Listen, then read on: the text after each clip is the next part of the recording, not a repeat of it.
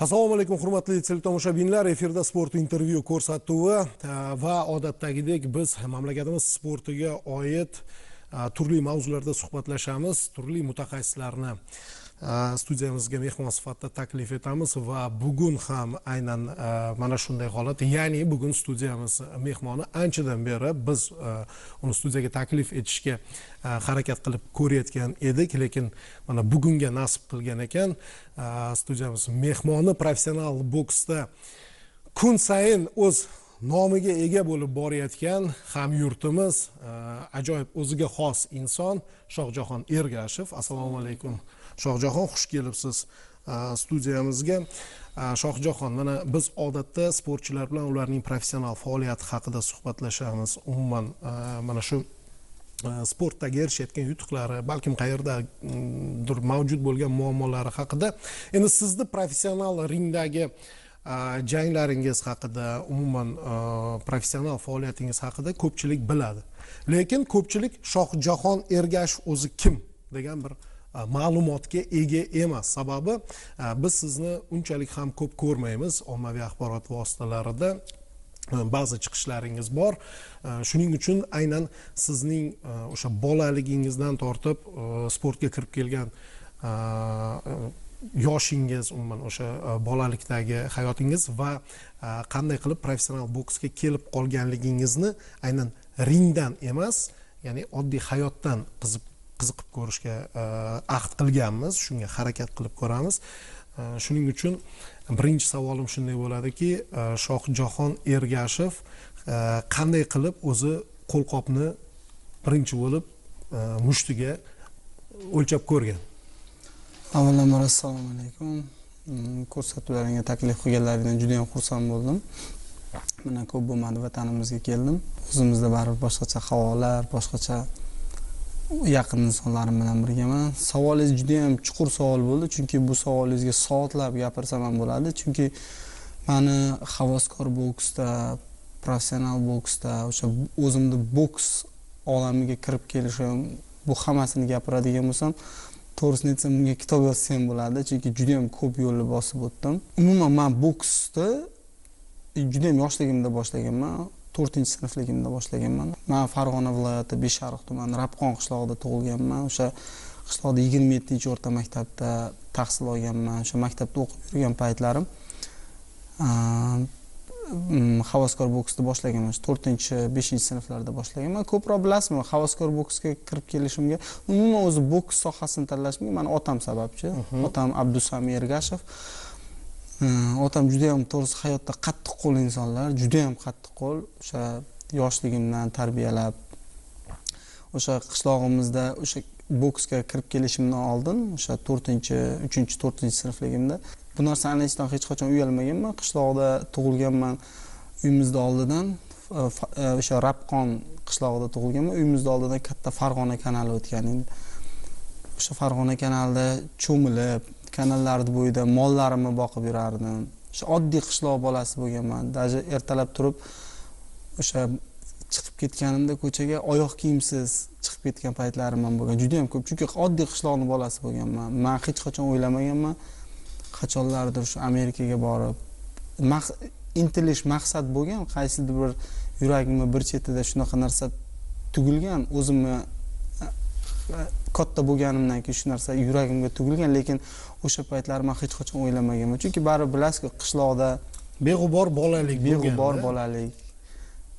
Men umuman havaskor boksga ham, professional boksga ham, umuman hayotimni shu darajaga qo'yib, to'g'ri yo'lga solishimga, hammasiga men bu shuncha hayotimda bo'lgan narsalarni meni shu darajaga yetib kelishimga bitta inson sababchi, bu meni otam. Ergashev. Men otam bilan faxrlanaman. Otamni hayotimdagi katta harflar bilan yoziladigan insonni bilaman. Hayotimda ismlari doim katta harf bilan yozilgan, chunki men uchun juda ham to'g'ri yo'lda qo'yib berganlar. Men otamga minnatdorchilik bildiraman. Siz Shohjahon, mana otangizni hayotingizdagi muhim roli haqida gapiryapsiz. Bejizga emas nazarimda, sababi demak bu yo'ldan adashish imkoniyati ham bo'lgan sizda. Siz shuning uchun ham otam meni to'g'ri yo'lga solganligini hech qachon unutmayman deyapsiz. Nimada bo'lgan, nimada ko'ringan mana shu qaysi boshqa yo'lga kirib ketishingiz mumkin bo'lgani? Bu boshqa yo'lga kirib ketish yoki qaysi bir yo'lni tanlash, bilasizmi, odam hayotda mani otamni menga bergan eng katta g'ururlantirishlari mani bu eng kattasi menga aytardi, san o'zingni hayotingni o'zing qurgin derdi. Bu sani hayoting derdi. O'g'lim, men 45 ga kirgan bo'lsam, men o'zimni hayotimni teng yarmini yashab bo'ldim. San o'zingni hayotingni o'zing qurgin derdi. Agar xuddi meni o'tgan hayotimni yashab o'tsang, san uchun men sani hayoting men uchun zerikarli bo'ladi. Chunki men xuddi shu hayotni yashab o'tdim o'g'lim dedi. Sen hayotingni shunday qurginki, o'zingni yo'ling bilan sen shunday hayot qurginki, o'zingni hayoting sen uchun ham boshqalar uchun ham zerikarli bo'lmasin derdi-da. Men otamning shu gaplari juda ham har doim menga ta'sir qilardi. Keyin otamni bitta o'zlari hozirgacha takrorlaydilar, xato qilmagan odam hech qachon o'smaydi dedilar. Agar sen yutqizdirsang, keyingi safarga bu senga dars bo'ladi dedi. Agar qanaqadir bir qiyinchilik bo'lsa, bu seni kuchli qiladi dedilar. Bu otamning har bir gaplarini men to'g'risini aytsam, o'sha har bir kechqurun uxlashimdan oldin yoshligimda telefonim bo'lmaganda daftarlarimga yozib qo'yardim. Hozir telefonim bor, telefonda gaplashsam, qanaqadir bir men uchun kerakli gaplar aytsa, ya'ni baribir hozir katta bo'ldik, xayolimiz, kallamizda ko'p, xayollarda ko'p narsalar bo'ladi. Telefonimga o'sha yozib olib qo'yaman. Chunki otamning gaplari hozirgacha men nimasiga har bitta otamning aytgan gaplari hayotda o'zini nimasini topadi, isbotini topadi hayotda. O'shaning uchun men otamning gaplarini har doim o'zim yozib olaman yoki shu narsani yodlashga harakat qilaman. Siz boksga borganingizda endi bilamiz bu vaziyatlar odatda qanday bo'ladi. Bola maktabda o'qib yurganda qanaqadir seksiya ochilgan bo'ladi, kimdir yoki bir do'stlaringiz taklif qiladi, borasiz va sizda ham shunday bo'lgan bo'lishi mumkin. Borgansiz boksga va uyga kelib dada boks bilan shug'ullanishni boshladim, boksga bordim deganingizda qanday munosabat bo'lgan va nima javob olgansiz? Bilasizmi, bu tarafdan menda unaqa bo'lmagan. Meni hech kim boksga taklif qilmagan. Chunki boksga borishimdan oldin ham o'sha 2-3 sinflarligimda ham otam bilan birga mashg'ulot qilardik uyda. Otam bilan hovlimizning o'rtasida, uyimizni hovlimiz usti berkilmagan bo'lgan. O'sha boksda mishok deymiz, o'sha mishoklarni ilib qo'ygan hovliga bitta yozda turar edi. Yozda oftob qattiq kuchli bo'lganligi sababli usti yopilmaganligi uchun har yili bir marta mishokda almashtirardik. Har yili bir marta almashtirardik. Chunki oftob oddiy qanday qopdan bo'lgan bo'lsa kerak. Qopdan bo'lardi, keyin oftob tushib yirtilib ketardi. Eslayman hamma narsani. Otam kech payt o'tirardi, ustiga o'rab qo'yardik materiallar bilan.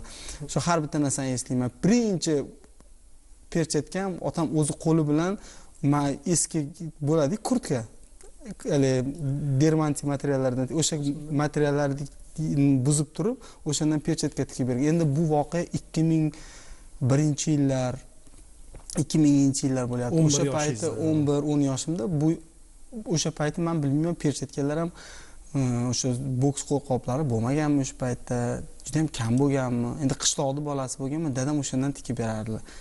Keyin sekin boksga olib bordilar. Lekin dadangizda sportga bo'lgan mehr baland bo'lganda, demak, farzandi bilan aynan mana shu sport, endi boks nisbatan osonroq, to'p tepish uchun misol uchun maydon kerak, hovlida ko'pchilik tep turmaydi, derazani sindirasan deb. Demak, boks mishogini yasaganlar, sizga qo'lqoplar tikib berganlar va boks sirlarini o'rgatishni boshlagan. Endi sirlar deymiz, elementar o'sha harakatlarini boshlagan, demak, befarq bo'lmagan sportga. Albatta. O'g'lim sportchi bo'lsin, har holda professional sportchi bo'lmasa ham salomatligi mustahkam bo'ladi. Ertaga o'g'il bola, erkak kishi baribir o'zi uchun o'zi turish kerak. Nimjon, zaif yigit bo'lib yurmasin degan maqsadda endi boshlagan o'rgatishni. Xo'p, keyin qanday qilib siz, mana bilmadim, shaxsan mening yodimda biz o'sha Rabqondagi o'tkaziladigan o'sha mashhur Rabqon boks maktabi endi dunyoga hozir mana sizlar orqali nomi chiqib boryapti.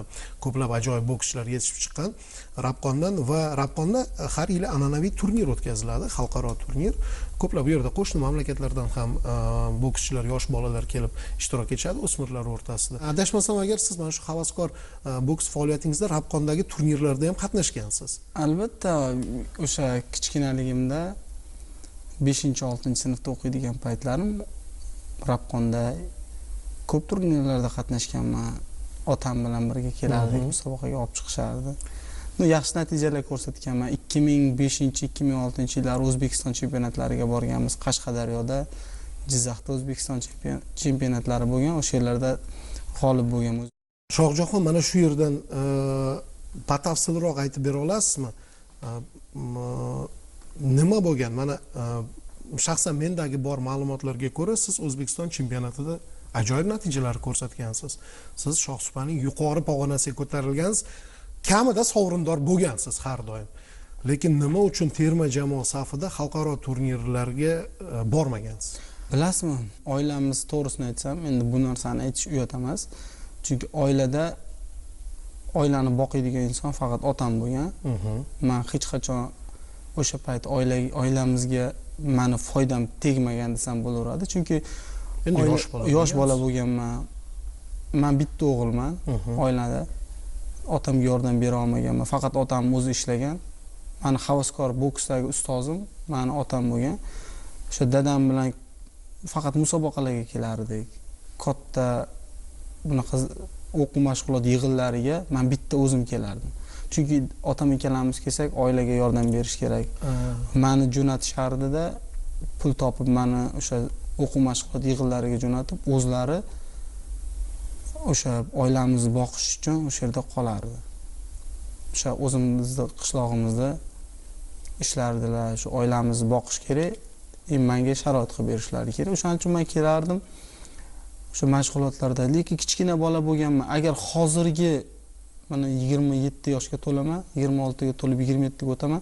Hozirgi dunyo qarashim, hozirgi o'ylashim bo'lib turib, men 17 yoshimga qaytib qo'yganimda, men o'sha payti kim bilan qanday gaplashishni bilib turib, men albatta katta musobaqalarga borib chiqqan bo'lardim. Faqat meni ketimdan keladigan inson bo'lmagan. O'zbekiston chempioni bo'lganman, juda ham mayster sport bo'lganman.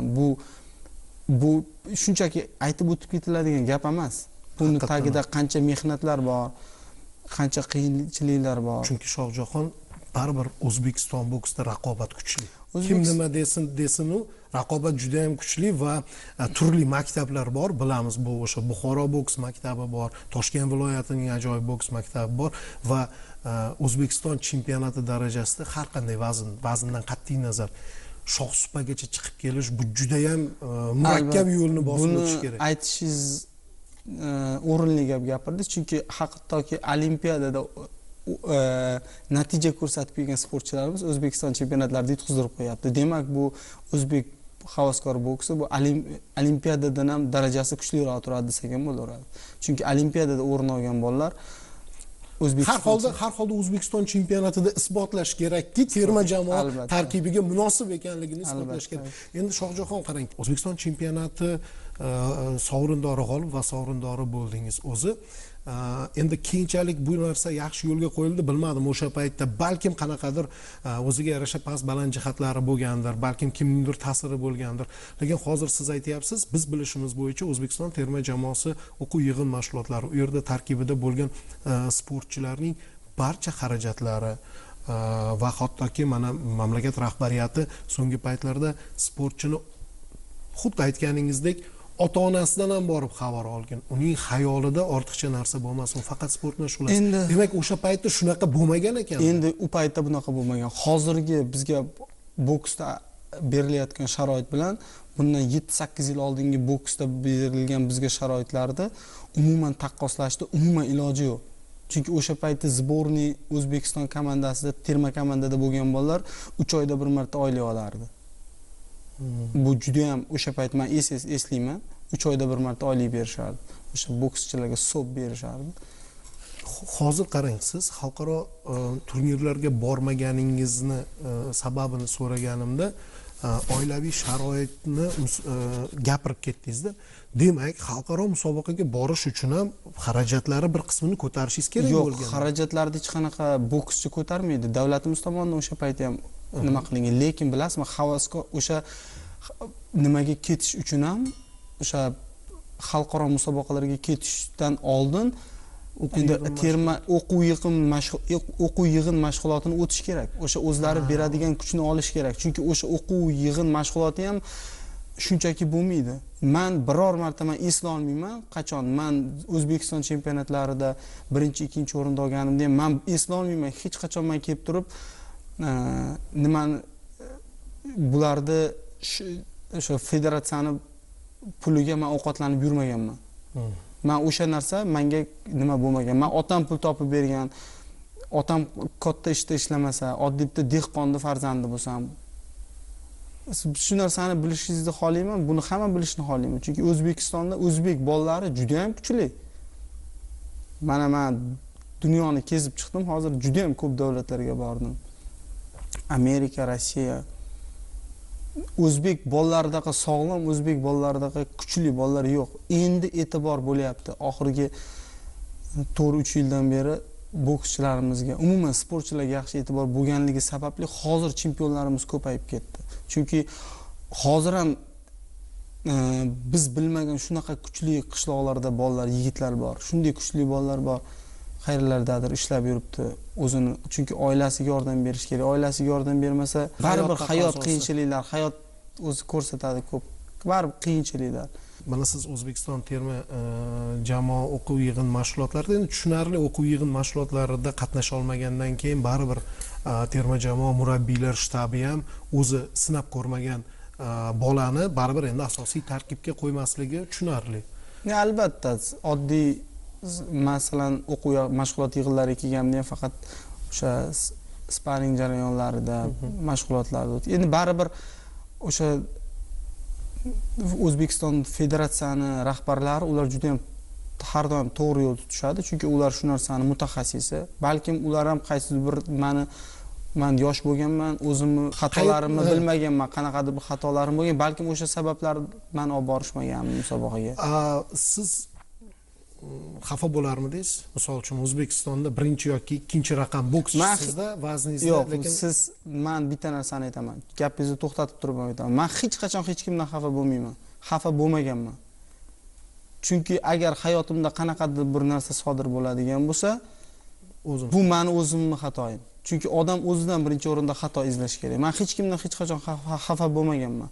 Bu meni hayotimda shuncha narsalar yuz berishi, bu faqat menga Allohning menga bergan sinovlari. Faqat buni bosib o'tish kerak.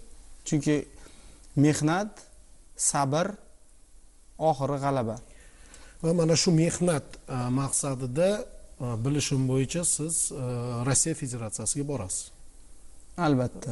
Bu 2010-yillar. 2010-yillar. 2010-yil o'sha Rossiya Federatsiyasiga Moskva shahriga ishlash maqsadida ketdim. Baribir bilasizmi, yoshim 20 ga kiryapti. Endi oilaga yordam berish kerak. Shunchaki men bitta narsadan har doim qo'rqqanman. Men o'sha payti ham otamni ishlaganini ko'rardim. Chunki voyaga yetib 18 yoshdan o'tgandan keyin o'g'il bolani yelkasiga qanaqadir bir ko'rinmas yuk tushadi. Otamni ishlashini ko'rib turib, otamga yordam bera olmasligimni ko'rib turib, keyin shu narsalardan qiynalardim-da. Ruhiy tushkunlikka tushib qoldim. Jismoniy tarbiya institutiga topshirdim Farg'onaga. O'qish ham bo'lmadi. Endi nima qilishim kerak? Otamga yordam berishim kerak. Men otamni har doim gaplarini qo'llab-quvvatlaganman. O'sha paytda ham men nimaga ishlash maqsadida ketdim bu yerdan?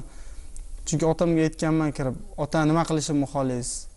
Nima qilay? Menga bitta to'g'ri yo'l bering. Men shu paytgacha sizni gapingizni eshitib kam bo'lmaganman, kam bo'lmayman ham bilaman. Menga bitta to'g'ri yo'l bering" dedim. "Men senga to'g'ri yo'l bera olmayman" dedi.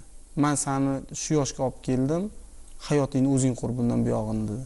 "Men senga har doim aytganman, o'zingiz bu seni hayoting" dedi. "Xohlaganingda yasha" dedi. "Bitta sendan mening o'tinchim" dedi. "O'tirib so'rayman sendan" dedi. "Meni yuzimni yerga qaratma" dedi.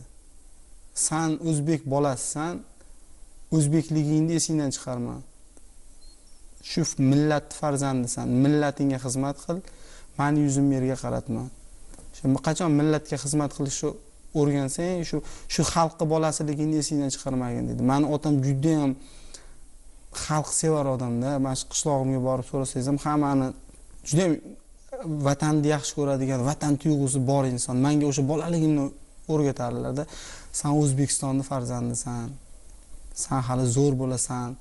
Xudo xolasa Toshkentga ketasan. Prezidentimizga yaqin joylarda yashaysan.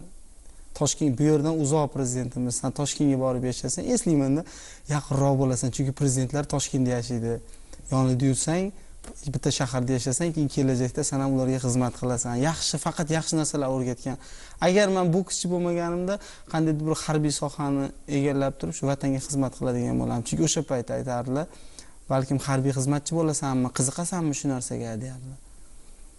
Javob qanday bo'lgan? Javob endi baribir bilasizmi, yoshlikda odam har kuni o'zgaradi. Har kuni masalan zo'r futbolchini ko'rsa futbolchi bo'lgisi keladi, zo'r bokschini ko'rsa bokschi bo'lgisi keladi.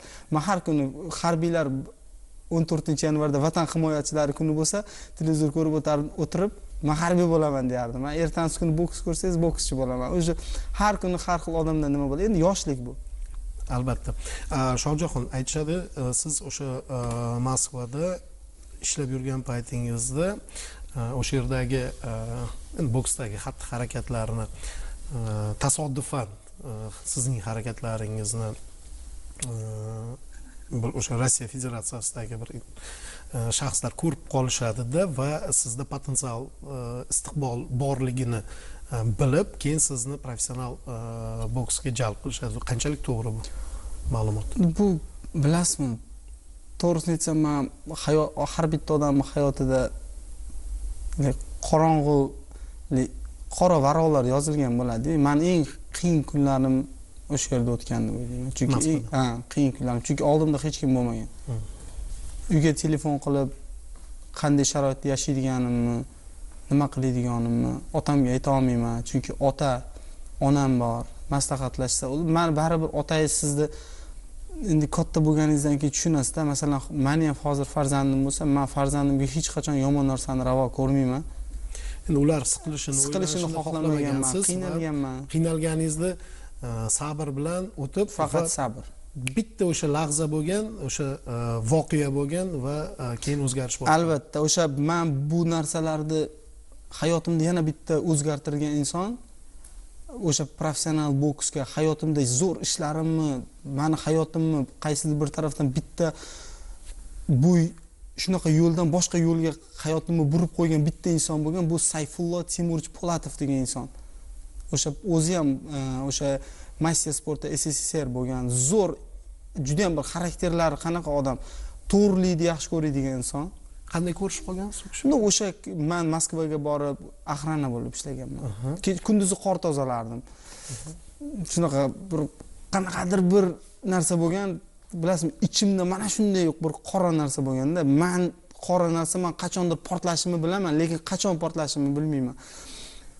Vatanimga borishim kerak, bayroqni ko'tarishim kerak, ota-onamning yuzini yorug' qilishim kerak, singillarim, ota-onam. Juda ham qiyin bu narsa. Hozir gapiraman, o'zimni bir boshqacha narsani his qilyapman. Chunki o'sha paytlarda eslasam, hatto telefon ishlatardim, telefonimga pul o'tkazdirmasdim, yig'ardim pullarimni, oilamga jo'nataman derdim. Lekin bir tarafdan yaxshi ovqat yeyishim kerak derdim. Chunki meni qanaqa tarbiyalagan otam derdim. Men kuchli odamman derdim. O'zimga o'zim savollar berardim, o'zim bilan o'zim gaplashardim. Kunduz kechalari chiqardim, o'sha savdo markazining atrofida qor tozalardim. Qo'llarimni so'qatib qor tozalaganman. Kechasi o'sha kechki dejurствоda ishlardimda, ertalabgacha ishlab chiqib, ertalab yuvinib zalga borardim. Zaldan kelib kechgacha uxlardim. O'shuna qilib 2-2,5 yil vaqtim qanday o'tib ketganini bilmayman. Men o'sha yerda telefonimga hattoki pul solmasdan turib pul yig'ib otamga mashina olib berganman. Chunki men xohlaganman, dada, men zo'r yashayapman, menda hammasi. Siz o'ylaysizki, Moskvaga borgan, chet elga ishlagani ketgan odamlar yaxshi yashaydi deb o'ylaysizmi? Hammasini dardi ichida o'zi shu yo'lni tanlagan. Men hech qachon hech kimga boshqa davlatga borib ishlashni tavsiya qilmayman. O'sha yerga borib shunday qiynaladi, chunki bilmayman, qaysidir bu ham bir odamning hayotida qachondir ular ham qaytib keladi. Hozir qiynalib ishlayapti. Ular men chet elga ishlagani ketgan odamlarni qanday nima qilaman? Men ham borganman, masalan, bir hayotda maqsad qidiradi-da odam. Nimadandir umidlanadi-da, umidini bu yerda nimadandir topa olmaydi, ish o'xshamaydi, keyin boshqa joyga borib. Siz o'ylaysizki, boshqa joyda oson deb o'ylaysiz. O'zimizda, vatanimizda oson hamma narsa. Vatanimizda yiqilib qolsangiz kimdir qo'lini cho'zadi. Siz Moskvada yiqilib qolsangiz birorta boshqa odam sizga hech qachon qo'lini cho'zmaydi. Bu faqat vatanda bo'ladigan narsa. Xalqingiz sizga qo'l cho'zadi. Xalqingiz sizni oyoqqa turg'izishga yordam beradi. Endi bu yoshlik, kimdir u yoqdan, kimdir bu yoqdan ketadi, bitta o'zi yo'lini topib inson. O'sha yerlarda ishlab, o'zimni ko'tarib, keyin ko'rishdi, axranada ishladim. Sodiq bo'ldim. Hech qachon aldamadim. O'sha otamning gaplarini nima qilganman. Birovning haqqiga xiyonat qilmagan. Hamma narsa o'tkinchi. Faqat o'sha hayot tugagan payti, sen ham o'tib ketadigan payting, bitta u tarafga olib ketadigan narsa seni chesting bo'ladi deydi. Bu o'sha hayotda to'g'ri narsangizni olib ketasizda. Hech qachon birovning haqqini yemaganman, xohlamayman. Aldashni xohlamayman, chunki hayotda o'zimni qanday bo'lsam, o'shandayimcha ko'rsatganman har doim. Shu otamning gaplaridan nima qilib, o'zlab ishlab. Demak, o'zingizni qo'ya olgansiz, o'zingizni ko'rsata olgansiz va u yerdagi atrofingizdagi bo'lgan odamlar ham sizni kimligingizni ko'rganidan keyin siz bilan ish qilishga, qo'l urishga. Albatta, bu narsalar o'zidan o'zi bo'lmaydi. Oldin ular ham sizni sinab ko'rishadi. Birdaniga O'zbekistondan borib qolsangiz, mana senga yaxshi joy, mana senga professional boks, mana senga boks perchetka deb hech qachon berib qo'ymaydi. Men bitta futbolka yo ikkita futbolka, ustimda bitta sumkamda bitta futbolka, krossovka, bitta boks perchetka bilan qo'limga uradigan bint chiqib ketganman. O'zimning hayotimni. Men u yerga ham nima uchun borganman? Nimadir qidirganman-da. Men bilaman hayotim qachondir zo'r bo'lib ketishini. Demak, qidirganni topish aynan o'sha Moskva zallaridan birida ringda bo'lgan va sizni birinchi sinov jangingiz ham kim bilandir sparing tushirishgan. Albatta, sparinglar bo'ladi, o'quv mashg'ulot yig'inlari, olib borishadi, sizni ko'rishadi, mehnat qilish kerak. Hammasini bir boshdan o'tkazdirishadi. Kimdir sizga ishonadi u yerda ham, kimdir ishonmaydi. Lekin hayotda hamma narsa shunchaki oddiy. Hamma sizga aytadi: "Yo'q, sen bu narsani qila olmaysan, seni qo'lingdan kelmaydi. Bu juda ham qiyin ish" deydi, "Yo'q, qila olmaysan" deydi. Hammasini siz shunchaki qilib qo'ying, mehnat qiling, Allohdan so'rab hammasini chiroyli qilib qo'ying, lekin oxirida yana hammasi shunchaki oddiy. Yana aytadi sizga: "Sen qilding" deydi. Lekin shunda ham baribir bu qilsangiz ham, qilmasangiz ham bu sizning hayotingiz. Qilsangiz ham, qilmasangiz ham sizning hayotingiz. Faqat topsangiz ham, yo'qotsangiz ham, topgan paytingiz hamma sizga yoningizda bo'ladi. Молодец, sen topding shu narsani, sen zo'rsan. Yutqizib ketdingiz, o'sha sizning hayotingizni eplolmaysiz. Bu o'zi deydi, oldin ham bu bolada nima bo'lmagan deydi. Men bir narsani juda ham hech qachon hayotimda esdan chiqarmayman. O'sha maktabda o'qib yurgan paytlarim bo'lgan. Maktabda o'qib yurgan paytlarimda 9-sinfda maktabni bitiradiganimda faqat zalga borar edim, uyga kelardim, menga aytardi: "Bu o'zimizda o'sha boks maktabdagi bitta ustozimiz, boksdan murabbiy. Men ruhiyatimni men tushunmaganman, hozirgacha tushunmayman nimaga. Sendan boksga chiqmaydi" deb aytardi menga. Men tushunmasdim. O'zbekiston chempioni bo'ldim yoshlarda. O'sha paytlari, o'zimni tutganman, yaxshi mehnat qilardim. Lekin aytardi: "Sendan boks chiqmaydi. Boshqa ish topgin, sendan boks chiqmaydi" derdi. Yaqinda bir o'sha janglarimdan bitta Sony Frederikson bilan jang o'tkazdik. Keldim. O'sha qishlog'imizda o'sha odam bilan yana o'sha inson bilan ro'para kelib qoldik. Keyin kelib qoldik, salom alayk so'rashdik hamma narsa. Keyin menga aytayapti: "Biz bilardik seni chempion bo'lishingni" deyapti.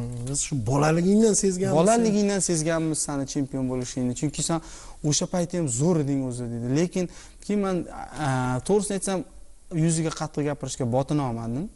O'sha paytda endi keyin men aytdim, o'zi tushundim. Hamma narsa oddiy hayotda. Qiling xohlagan ishingizni, o'sha maqsadingizga erishing.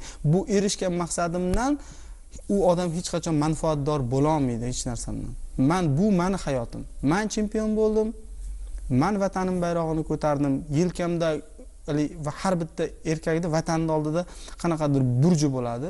Men hali hamma burjimni men hali juda ham kichkina o'zimni hissamni qo'shdim vatan uchun. Men hali meni vatanimga qiladigan ishim juda ham ko'p. Hali men larzaga solaman hammasini. Butun dunyoda ko'taraman o'zbek bayrog'ini. O'sha yerda yutqizsam ham, yutsam ham, men faqat yutish uchun ringga chiqaman. Nima bo'lgan taqdirda ham o'sha yerda O'zbekiston bayrog'ini yelkamga qo'yib, har doim ko'rsalaring, men o'sha ringda yelkamga qo'yaman. Jang tugagandan keyin ringda o'sha burchaklariga tepasiga chiqib turib O'zbekiston bayrog'ini tepaga ko'taraman. Men undan ham tepada bo'lishni xohlayman vatanimiz bayrog'ini. Men shunaqa o'zimga har doim chiqishimni oldin men ko'taraman hozir vatanning bayrog'ini. Yoshlar keladiganlar, o'sib keladiganlar, hamma bolalarga mening ichimdan aytadigan gapim faqat bayroqni ko'tarishga, vatanga xizmat qilishga, hech qachon o'sib keladigan bolalar o'sha narsani ketidan pul topishni o'ylamaslik kerak. Vatanim men zo'r bokschi bo'lsam yoki men zo'r futbolchi bo'lsam, men buncha pul topaman, bokschilarga zo'r ko'p pul topadi. Yo'q. Sen birinchi o'rinda vataningni sev, vataningga zo'r xizmat qilgin. Seni vataning seni shunday osmonga olib chiqadi, senga pul ham kerak emas. Men hozir ko'chaga chiqsam, hozir to'g'risini aytaman, hozir aytsam balkim kulgili tuyular ko'p odamga, balkim hozir mana televizor orqali meni ko'rib turgan odamlar, bolalar, yoshlar, masalan, kimdir hozir maktabga ketishdan oldin meni ko'rib turibdi, kimdir maktabdan kelib turib sumkasini qo'yib ko'ryapti. Kimdirdir dadasi chaqirdi, "Ke o'g'lim, mana bu narsani ko'rgin" deyapti. Hech qachon hech narsani pulga taqqoslamaslik kerak. Faqat zo'r mehnat qilish kerak. Vatan tuyg'usi bilan xizmat, to'g'ri yurish kerak. O'shanda hamma narsa ertadan keyin o'sha pul ham sizda ko'p bo'ladi, boshqa narsa ham ko'p bo'ladi. Bu meni yoshlarga beradigan maslahatim, o'zimdan kichkinalarga. O'zi boya bejizga otangizni bir fikrini keltirmadingiz. Menimcha aynan mana shu gaplaringizda bitta gap, ya'ni sharaf, chest dedingiz.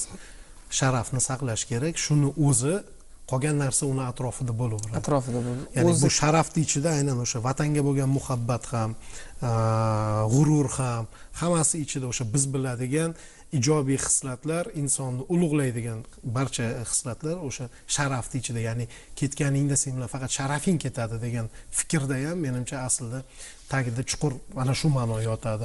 Endi puli bor odamning sharafi bo'lmasligi mumkin-da. To'g'ri. Sharafdan boshqa hech narsa ham bo'lmasligi mumkin, lekin sharaf qolgan hamma narsani bosib ketadi-da. Albatta. Ayniqsa bu erkak kishi uchun juda ham bir chuqur fikrlarni bildirib o'tyapsiz Shohjahon. Siz endi ko'rinib turibdi, baribir hayot maktabini bosib o'tgansiz va turli xil vaziyatlar sizni mana shunday fikrlashingizga o'z ta'sirini ko'rsatgan birinchi navbatda otangiz. Ba'zan ringga ko'tarilganingizda mana kasb nuqtai nazaridan endi sharhlaganmiz janglaringizni e'tibor berganmiz. Siz ringga chiqqaningizdan keyin o'sha ko'zingizda nimadir o'zgaradi. Men boshida buni g'azab deb tushunganman, negadir. Hozir siz bilan gaplashyapman, xayolimdan o'tyaptiki, balkim o'sha orqadagi narsa va maqsadga intilish bu o'sha nigohingizdagi o'zgarish, ya'ni insonni ko'zi, uning qalbini ko'zgusi deyshadi-yu. Ko'zingiz hozirgidek bo'lmaydi ringga chiqqanda. Aslida nima mana shu ringda qanotdan xatlab o'tganingizdan keyin nimadir o'zgaradimi fikringizda yoki bu shunchaki janglar davomida, mashg'ulotlar davomida o'zingizni o'zingiz tayyorlab chiqasizmi? Boks sport turi bu bitta narsa. Boks sport turi bu xarakter. Boks menga nima deb savol bersa, men aytadim, boks bu xarakter. O'sha mashg'ulotlarda ham faqat o'sha narsani zo'rligini isbotlashga chiqish kerak ringga. Sen kuchliligingni isbotla. Faqat aql bilan. O'sha ringga chiqqan paytim his qilaman. Men hech qachon kaltak yeyishdan qo'rqmaganman. Meni hozir chiqsam qattiq uradi yo biror joyimdan jarohat olishim mumkin. Hozir nima bo'ladi? Bu narsa meni hech qachon xayolimda bo'lmagan. Ringga chiqishimdan oldin birinchi har doim o'sha ringga chiqib ketishimdan bir 10 minut oldin men hamma narsani svязlarni, o'sha aloqalarni hamma bilan uzaman. O'sha payt uzishimdan oldin menga har doim o'sha ustozlarim ringga olib chiqib ketishdan oldin menga tinchlik beradi 10 minut. Har doim meni ular o'zlari bilishadi ringga chiqib ketishimdan oldin. Men 10 minut dam olaman. O'sha lapa ham urmayman trener bilan, trenerni eshitmayman, hech narsa qilmayman. 10 minut aloqani hammadan dunyodan aloqa uzishimdan oldin o'zimga o'zim maqsad qo'yaman. O'sha 10 minutlik aloqani uzishdan oldin men birinchi o'rinda tiqiladigan ishim nima deb o'ylaysiz? Men otamga telefon qilaman. Buni men otamga telefon qilaman. Yo menga o'zlari qilishadi. O'sha payti otamga telefon qilaman. Birinchi o'rinda duolarini olaman. Onam bilan gaplashmayman, chunki onam u paytlari umuman nima qilmaydilar, chunki onam har doim bilasizlar, ayollar biza nima deydi? Qo'y bolam shu sportingni deydi. Qo'y bolam shu sportingni. Har doim onam mal deyman. Ona oxirgisi endi tashlayman yaqinda. Bo'ldi tushmayman deyman. Keyingi jang kelganda bu oxirgisi deyman. Har doim mal deyman. Endi ona baribir bizda bilasiz-ku, ayollarimiz qanday. Otam telefon qiladilar, o'sha payt aytadilar, "Men senga ishonaman. Orqangda butun millat qarab turibdi. Ham qishloqlaring, qo'shnimiz, butun vatan, prezidenting qarab turibdi. Sen bitta narsani esingdan chiqarmagin, shu vatanga, shu avlod ajdodingga munosib bo'lgin. Urushadigan bo'lsang chiqqin bolam" dedi. Urushmaydigan bo'lsang ringga dedi, chiqma dedi. Hech bo'lmasa o'zingni sharmanda qilsang mayli dedi. Butun xalqingni, odamlarni sharmanda qilmagin dedi. Agar chiqqin, urushgin, oxirigacha urushgin, munosib bo'lgin avlod ajdodingga dedi. Endi shuncha gaplardan keyin, otani gaplarini eshitgandan keyin otangiz sizga shunaqa ruhiy jihatdan dalda berib gapirgandan keyin albatta odamda shunaqa bir nima paydo bo'ladi. Keyin 10 daqiqa shuni hazm qilib, otani gaplarini hazm qilib, kuchliligingizni his qilasiz. Menimcha o'zi har bitta erkak inson uchun, erkak yigit kishi uchun eng katta odamga g'urur beradigan narsa bu har bitta insonni o'zini otasini gapirgan gaplari bo'lsa kerak. Chunki otangiz sizga "Sen zo'rsan, men senga ishonaman. Sen dunyodagi eng kuchli yigitsan. Men ishonaman. Bor oldinga o'g'lim" deb sizga otangiz dalda berib tursa, bilasizki, otani gapidan keyin menimcha bundan boshqa sizga motivatsiya bo'lishi mumkin emas. Men shu otamning gaplarini eshitaman. Chunki ringga shunday kirgan paytim ko'zlarim ko'r bo'ladi, hech narsani eshitmayman. Faqat bitta maqsadim yutishingiz. Raqibni qancha tez sindirish kerak bo'lsa, sindirib tashlash kerak bo'lsa, o'sha ishni qilaman. Chiqaman, o'sha gongni kutib turaman. Qachon gong bo'lsa, o'sha boshlayman. Men yutishim kerak. Faqat meni bu oldimda boshqa narsa yo'q. Chunki ringga chiqqan paytim faqat yutishim kerak. Meni boshqacha yo'l bilan men ringdan chiqib ketmayman. Faqat yutib chiqib ketishim kerak. Lekin hech qachon odam oldiga shunday narsa qo'yish, hamma narsa odamning ruhiyatiga ta'sir qiladi-da. Odam o'zi shunday odamlar bor, oddiy qishloqda yashashi mumkin, oddiy bir nima bo'lishi mumkin, lekin shunday o'zini hayotga shunday tarbiyalagan, ruhan juda ham baquvvat bo'lsa, u odamni hech kim yuta olmaydi. Shunday o'ziga, shunday ichiga shunaqa bir ruhiy kuch paydo qilsa, u odamni hech kim yuta olmaydi. O'zi ringga ham har bitta sportchi shunaqangi bir nima bilan chiqish kerak, ruhiy kuchli bo'lib chiqish kerak. Ruhiy kuchli odam jismoniy kuchli odamdan ustunroq turadi. Shunaqa gaplar qilib, otamning gaplarini yodimga olib, vatan tuyg'usi, prezidentimiz, o'rtoqlarim, sinfdoshlarim hammani eslab chiqamiz. Alhamdulillah shu paytgacha hammasi yaxshilikka bo'lib kelyapti.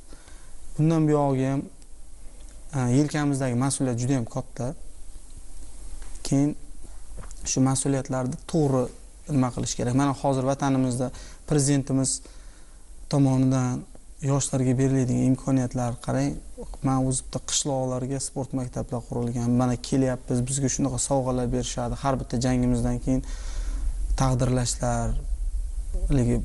Agar o'zingni ustida baribir e'tibor juda ham katta. Men buncha yoqimli, hech kim misol uchun nimadir kutish ma'nosida emas. Baribir e'tibor bo'lgandan keyin insonmiz, e'tibor baribir yoqadi. Men mana shu ushbu va bu e'tibordan keyin hattoki yana mas'uliyat ham ortadi. To'xta, shuncha odam kelib menga rahmat aytdi deb yana ham oldinga intilishga dalil. Albatta, men shu bugungi fursatdan foydalanib o'sha sport sportimizni rivojlantiradigan vatanimizdagi insonlarga, har bitta sportchilarga e'tibor beradigan insonlarga, har bitta sharoitimizni yaratib beradigan, bizni ketishimiz kutib olishadi. Bu hammasi, bu narsalarning hammasi tepasida yurtboshimiz turibdi. Men yurtboshimizga ham katta rahmat aytaman, chunki shunday sharoitlarni bizga ishongani uchun. Albatta. Bizga ishong. Men Xudo xolasa jahon chempioni bo'laman, lekin bu gapimni hozir aytmayman. Chunki bu gapimni aytsam qiziq qolmaydi. Men nasib qilsa jahon chempionlik kamarini olib nimalardir o'ylab qo'ygan. Men o'ylab qo'ygan ichimdagi narsalarim bor. Albatta men bu maqsadimga erishaman, chunki oldimdagi maqsadim jahon chempionlik kamarini olib kelib yurtboshimizga sovg'a qilaman. Nasib bo'lsa, o'shanda meni yurtboshimizga aytadigan juda ham iliq gaplarim bor. Va oldinga o'tib ketmaylik. Shohjahon, hozir bugungi kunda siz endi turli davlatlarda bo'lasiz, asosan mashg'ulotlarni Amerika Qo'shma Shtatlarida o'tkazyapsiz. Mana hozir to'g'ri fikrlar bildirildi hammasi. Amerika Qo'shma Shtatlarida biz bilamizki, biroz ularning dunyoqarashi, mentaliteti sal boshqacharoq. Baribir ko'proq ularda endi shaxsan o'zim bo'lmaganman, tahlillar shunday bir ko'rinadiki, ularda baribir ko'proq erkinlik, nimadandir bog'liqlik bog'lanmasligi, ya'ni o'sha otaning maslahati, otaga berilgan va'da, yaqinlarning bir oldidagi majburiyatdan xoli bo'lish, ya'ni mutlaqo erkinlik tarafdori ular.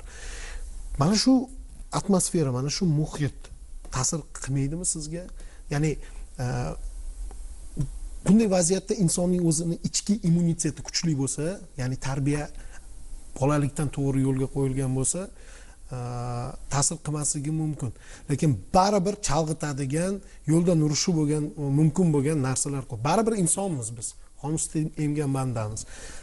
Mana shu tomonlari Amerika Qo'shma Shtatlarida sizga qandaydir bir ta'sir qilishi mumkin bo'lgan vaziyatlar. Yevropa har bitta odamni o'zgartiradi. Har bitta odam o'zini qanday bir bu narsani aytaman, qora kuch. G'arb mamlakatlari deylik. G'arb mamlakatlari o'zini qandaqadir bir qora kuch o'tkazdiradi. Odamda qanaqadir bir mehr-oqibat, qandaydir bir tuyg'ular odamdan qochadi. Lekin qachon insonda maqsadi bo'lsa, hech qachon ta'sir qilmaydi. Odamning o'zini maqsadi bo'lishi kerak. Masalan, qaysidir bir maqsad bilan, qanaqadir bir sel bilan yo'lga chiqqan odamni hech qachon u narsalarni o'zgartira olmaydi. Faqat odamning o'ylari kallasida faqat shu narsani o'ylasa, u odamni hech qachon bu narsa o'zgartira olmaydi. Albatta o'zgartiradi. Juda ham ko'p bolalar buzilib ketadi. U yerga borib tarbiyasizlik o'zini yo'qotib qo'yadi. Chunki chalg'itadigan narsa. U yerlarda erkinlik ko'p. Masalan, har bitta odam xohlagan ishini qilishi mumkin. Qo'y, uni qilma, bu noto'g'ri deydigan odam yo'q. Yo'q, hamma aksincha iloji bo'lsa, deydi, ketdik, mana shu ishni qilamiz deb sherik bo'lishi mumkin. To'g'risini aytsam, agar menga qanaqadir bir imkoniyatlar bo'lib, agar o'sha yerlarda, mana odam ko'pchilik havas qiladi, chet ellarda yashamoqchiman. Qanaqadir bir katta joylar. Men hech qachon farzandlarim o'sha men tug'ilib o'sgan qishloqda katta bo'lishni xohlayman. Bo'lmasam Shohjahon, yana bu mantiqiy savol kelib chiqadi. Nima uchun bo'lmasam u yerda mashg'ulotlar o'tkaziladi? Nima uchun tayyorgarlik u yerda? Sharoit yaxshiligi uchunmi? Sababi nimada? Yoki aynan boks olamining markazi bo'lganligi uchun ham u yerga intiladimi? Professional boks Amerika professional boks o'chog'i hisoblanadi. Eng katta jahon chempionlik kamarlari, dunyoni ularda shunday tizim yo'lga qo'yilganki, o'sha dunyodagi har bitta eng kuchli sportchilar o'sha yerga borib turib jang o'tkazdiradi. Bunga hozir to'xtaladigan bo'lsak, soatlab gapirib turib tushuntirishim kerak, lekin men bu narsadan sal chetroq o'tamanda, oddiyroq qilib tushuntiraman. Chunki buni ko'pchilik tushunmasligi mumkin. Faqat shu narsa bizda ham bo'lsa bo'ladi-yu degan, albatta bo'ladi. Faqat vaqt kerak bunga. Amerikada professional boks bizdan ancha oldin boshlangan. Bizda ham bo'ladi. Agar mana shu hozirgidek biz tez rivojlansak, Amerikadan zo'r janglar bizda bo'ladi. Faqat vaqt kerak ozgina. Chunki professional boks O'zbekistonda ko'p bo'lmadi hali ochilganiga. Men esimni taniganimda bundan bir 17-16 yil oldin ham Amerikada professional boks bo'lgan. Amerikada bilmayman qachon professional boks paydo bo'lmaganligini. Ular ancha oldin bizdan boshlagan. Endi bizga ham ozgina vaqt kerak. Qanaqadir bir bosqichlarni bosib o'tganimizdan keyin albatta shu narsa qanaqadir yillar o'tadi, balkim biz boksni tashab 50-60 ga kirganimizdan keyin Amerikadagilarga bizga tushishi mumkin. Mashg'ulot va tayyorgarlik jarayoni u yerda qulay solishtiradigan bo'lsak, hech qanaqa kuchli tarafi yo'q. Faqat bitta narsasi bor. O'sha yerda qachon sizda masalan sog'lom raqobat kuchli bo'lsa, odam o'sadi. Agar mana o'sha yerda birga mashg'ulot o'tkazadigan sparring sheriklarim hammasi ularni qachon siz zo'r bola bilan sparring sherik o'shalar bilan mashg'ulot o'tkazsangiz, sizda ham qanaqadir bir o'sish bo'ladi. Men shu narsani xohlayman, shu narsani ko'p o'sha yerda hamma dunyoning kuchli sportchilari shunday ular bir o'zlariga sistema yaratishgan, o'sha yerga ko'p dunyoning kuchli sportchilarini chaqiradi-da, o'sha yerda o'tkazishadi. Chunki jahon chempionlik kamarlari ham faqat 90% jahon chempionati Amerikada tarqatiladi, jahon chempionlik kamarlari. Bu shu boisdan u yerda juda ham ko'p. Shohjahon, endi qisqacha boya ko'proq aynan sizning hayotingiz haqida va fikrlaringizni bilishimiz haqida aytib o'tgandim, lekin baribir professional faoliyatingizga to'xtalmay ilojimiz yo'q. Yaqin kelajakda O'zbekistonda professional jang kechasi tashkil etilishi haqida ham ma'lumotlar yuribdi. Qanchalik to'g'ri va mana shu professional boks kechasida Shohjahon Ergashev ham ishtirok etishi mumkin degan fikrlar ham bor. O'zingizdan eshitdingiz? Yo'q, shunaqa takliflar bilan chiqishdi. Men juda ham xursand bo'laman. Vatanimizda boks prezidentga kelib, xalqim oldida boks tushdi. Bu meni bitta orzuyim, chunki men hali biror marta jang o'tkazmaganman vatanimda. Albatta kelajakda o'tkazdirmoqchiman. Lekin bu O'zbekistonda bo'ladigan jang qoldirildi. 29-sentyabrda bo'ladigan jang o'sha bo'lmaydigan bo'ldi. Ma'lum bir sabablarga ko'ra. Menimcha bu sal keyinroq bo'lishi ham mumkin bu jang. Men 8-noyabr kuni nasib bo'lsa Gretsiya shahrida 18-jangimni o'tkaziraman. Hozir mana vatanga keldim. Nasib bo'lsa 4-5 kunda uchib ketaman, yana qaytib borib tayyorgarlik ko'rib keyingi jangga hozirlik ko'ramiz. Qisqacha savollarim. Shohjahon Ergashev eng yaxshi ko'rgan bokschisi? Zabjuda. Shohjahonning boksdan boshqa yaxshi ko'rgan sport? Futbol. Hop, futboldagi eng yaxshi ko'rgan futbolchisi kim? Men hamma futbolchilarni yaxshi ko'raman. Menga futbolchilar to'g'ri. Men futbolda o'zim ham ko'p futbol o'ynaganman. Qo'qonning komandalariga ham borib to'p tepganman. Просто bilasizmi, men kimnidir hech kimga birorta nimasiga futbolchiga men qaysi futbolchi, men faqat u yerda nimani zo'r maktab tomosha qilaman. Qaysi futbolchi o'zini jamoaviy o'yin. Masalan, shunaqa faqat endi gol urgan Cristiano Ronaldo bilan Lionel Messi zo'r emas-da. Ularda ham o'sha gol urishiga sababchi bo'lgan insonlar bor, to'plarni yetkazib bergan yoki qaysi bir tarafda. Men o'sha har bitta jamoaning o'yinidan zavqlanasiz. Xo'p, shunday savolni qo'yay. Misol uchun, Barselonami, balkim Paxtakordir, balkim Realdir, bilmadim. Kimning o'yin uslubi yoqadi, qaysi jamoaning? Manchester United. Hamkasbim bor. Shu jumladan siz faoliyat yuritadigan sport turida biz bilan birgalikda o'sha sharhlarda ishtirok etadi. U ham Manchester United muxlisi. Ma'lumot o'rnida aytib qo'yaman. Shohjahon, mana bolaligingiz haqida gaplashdik. Qisqacha hozir oldingizda yaqin muddat ichida turgan rejalaringiz haqida gaplashdik. Umuman anchagina qiziqarli va chuqur suhbat bo'ldi. Savolim shundayki, balkim oxirgi savolim shundayki, shaxsiy hayotingiz haqida. Bilaman, ochig'i o'zim ham uncha yoqtirmayman insonlarning shaxsiy hayotiga qandaydir bir aralashganday bo'lish, lekin baribir savol tug'iladi. Shohjahon Ergashevning shaxsiy hayoti bormi degan. Men ko'rib turgan insonlarga, muxlislarimga, meni hayotimga qanaqadir qiziqadigan insonlarga, bu meni shaxsiy hayotim. Hech kimning haqqi yo'q shaxsiy hayotimga aralashishga. men shaxsiy hayotim haqida hech qachon gapirishni xohlamayman. Meni o'sha internet sahifalarimda faqat otam bilan rasmim bor. Men oila a'zolarimni hech qachon tanitish xohlamayman. Men xohlamayman shaxsiy hayotimni bu narsaga aralashtirishni. Chunki bu meni o'zimni shaxsiy hayotim, bu meni hayotim. Men o'zim menga muxlislik qiladiganlar menga muxlislik qilsin, meni boksimga muxlislik qilsin. Menga muxlislik qilgani meni o'zimni ringdagi tutishimga, boksimni muhokama qilsin. Boksimda men hech qachon aytmayman. Boksda yaxshi tusha olmading, o'xshamadi, buni narsang boshqacharoq qilishing kerak desa, men bu narsalardan ko'proq demak boshqacharoq qilaman. Chunki bu odam ham nimanidir bilmasa gapirmaydi. Xulosa chiqaraman, o'sha kamchiliklarimni ustida ishlayman. Lekin shaxsiy hayotga kelganda buni chegara qo'yishni xohlaysiz. Endi Shohjahon taniqlilikning bitta o'ziga xos jihatlaridan biri siz bilan bog'liq bo'lgan hamma atrofingizda bu sizga juda yaqin, qadrli, qimmatli insonlar bo'ladimi? Siz yaxshi ko'rgan buyumlar bo'ladimi? Avtotransport vositalari bo'ladimi? Yashaydigan joyingiz bo'ladimi? Bu qismatda endi taniqli inson bo'lishning o'ziga yarasha holati bor, lekin mana siz o'zingizni pozitsiyangizni bildirib o'tyapsizki, marhamat, mening janglarim, shaxsan men haqimda nima bo'lsa bo'lsin, chegara bor. Ha. Tushunarli. Kasbim nuqtai nazaridan so'radim, xafa bo'lmaysiz. Shohjahon, endi odatda bunaqa savolni uzoq qandaydir umr yo'lini bosib o'tganlarga berishadi, lekin qiziq, hozirdan mana shuncha fikrlarni teran fikrlayapsiz, o'zingiz shuncha fikringiz bor. Shohjahon, balkim qanday tushunasiz bilmadim.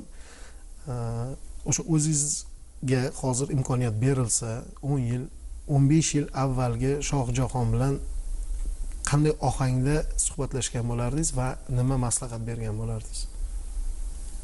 Agar menga hozir 10 yil oldingi Shohjahon bilan bog'lanish imkoniyatini berganda, men unga aytgan bo'lardim, to'xtama hech ham derdim. Va biz ham sizga hech ham to'xtamang deb maslahat berib qolamiz. Umid qilamizki, Shohjahon, siz o'ylagan hamma rejalaringiz amalga oshadi.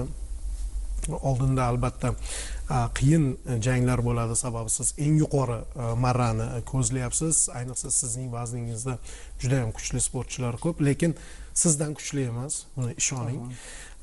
Va alohida sizga minnatdorchilik bildirmoqchiman. Vaqt ajratib kelib telekanalimizda mana shunday ochiqcha suhbatlashganingiz uchun. Agarda biz tomonidan qandaydir nojo'ya savollar bo'lgan bo'lsa, albatta uzr so'raymiz. Hurmatli teletomoshabinlar, studiyamizda bugungi mehmon ajoyib inson, professional boksda yorqin janglari bilan muxlislarni tobora xursand qilib kelayotgan hamyurtimiz Shohjahon Ergashev bo'ldi. Shohjahon, yana bir bor tashakkur. Katta rahmat. Savollaringiz uchun ham men ko'p xohlamagan gaplarimni ham to'g'ri ko'p gaplarimni aytdim, juda ham chuqur savollar berdingiz. Meni kuzatib borishlarini xohlayman. Bundan ham ko'proq kuzatib boringlar. Hali men ringga chiqqanda o'zim xohlagan narsalarimni hammasini ko'rsatganim yo'q, chunki meni ichimda hali shunaqa narsalarim bor. Nasib bo'lsa bundan keyingi janglarimda albatta ko'rsataman. Hali bizni qiladigan ishlarimiz ringda juda ham ko'p. Demak, hali hammasi oldinda. Katta rahmat. Rahmat.